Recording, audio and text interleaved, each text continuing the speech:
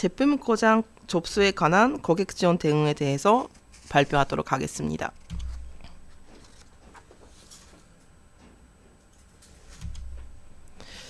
먼저 목차를 보시면 처음에는 예약 안방이란 어떤 것인지, 그리고 작년에 제품 고장에 관한 접수 상황이 어떻게 됐었는지, 그리고 애드사인이 고장 접수 받았을 때 어떤 흐름으로 처리를 하는지, 그리고 고장 접수에 관한 문제점, 그리고 거기에 대한 해결 방법, 그리고 향후의 과제에 대해서 발표하도록 하겠습니다. 먼저 예약 안방이란 어떤 것이냐 인데요. 안에 보시면은 SMPS라든가 스위치, 터미널 브로크라든가 여러 가지 있는데, 크게는 LED하고 선풍기가 들어간 전기 제품이라는 겁니다.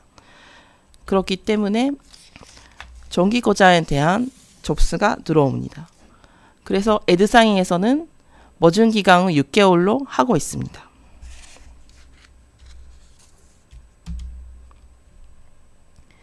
작년에 고장 문의의 접수 형황인데요. 이게 43건으로 되는데 전체 출하된 상품의 약 2% 정도가 이것이 해당됩니다.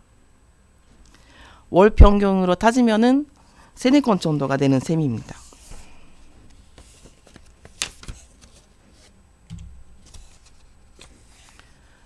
그리고 어떤 상품에 대해서 가장 많았는지 보면은 압도적으로 예약 안방이 많습니다. 전체 70% 정도가 되고요.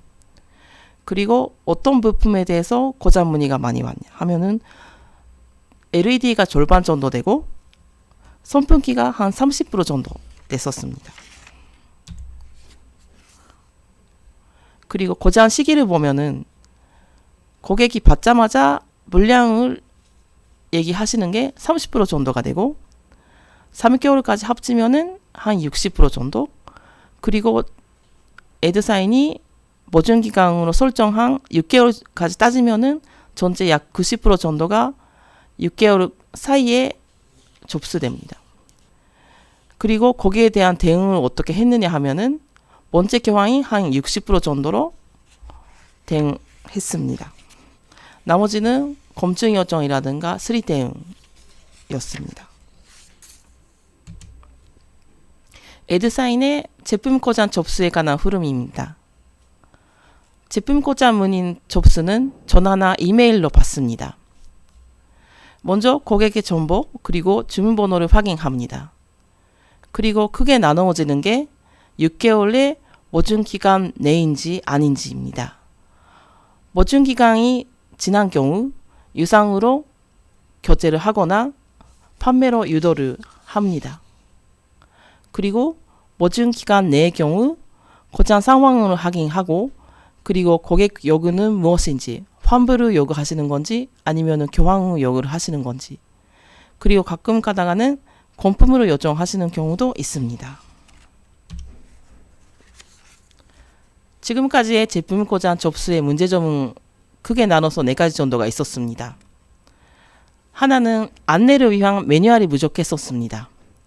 그렇기 때문에 두 번처럼 고객 지원 인원이 충원되면서 공통된 안내가 부족했었습니다.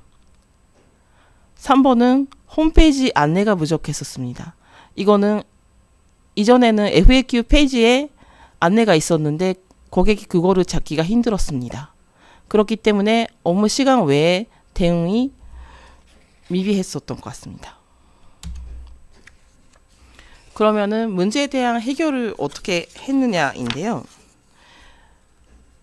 1번하고 2번에 대해서는 매뉴얼을 준비를 했습니다. 그리고 문의에 대한 체크리스트를 작성하고요. 그걸로 인해서 공통된 안내가 가능해졌습니다. 그리고 3, 4번에 대해서는 홈페이지에 고장 문의 전용 페이지를 구축했습니다. 그걸로 인해서 고객 편리성을 준대화시켰습니다. 그러면 앞서 말한 매뉴얼을 어떻게 작성했느냐인데요. 고장 접수의 기본 요소들이 있습니다. 언제, 어디서, 어떻게, 보증 기간 내냐, 왜냐. 가장 중요한 게 고객의 요구는 무엇인가입니다. 이거는 고객 지원 내에서 쓰는 체크리스트입니다. 예를 들어서 고객 정보나 주문 번호를 확인한다든가, 그리고 고장 시기는 언제인지, 그리고 어떤 상황 하에서 고장이 났는지, 그리고 어떤 점을 점검했으면 좋겠는지, 이런 리스트들이 있습니다.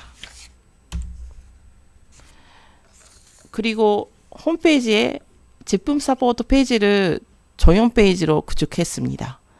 이전에 FAQ 페이지에서는 글자만 있고 찾기도 어려웠고 알기도 어려웠었는데, 이번에 제품 서포트 페이지에서는 그림을 넣고 고객이 처음부터 알기 쉽게, 그리고 제품 서포트 페이지 자체를 메인 페이지에 실렸습니다.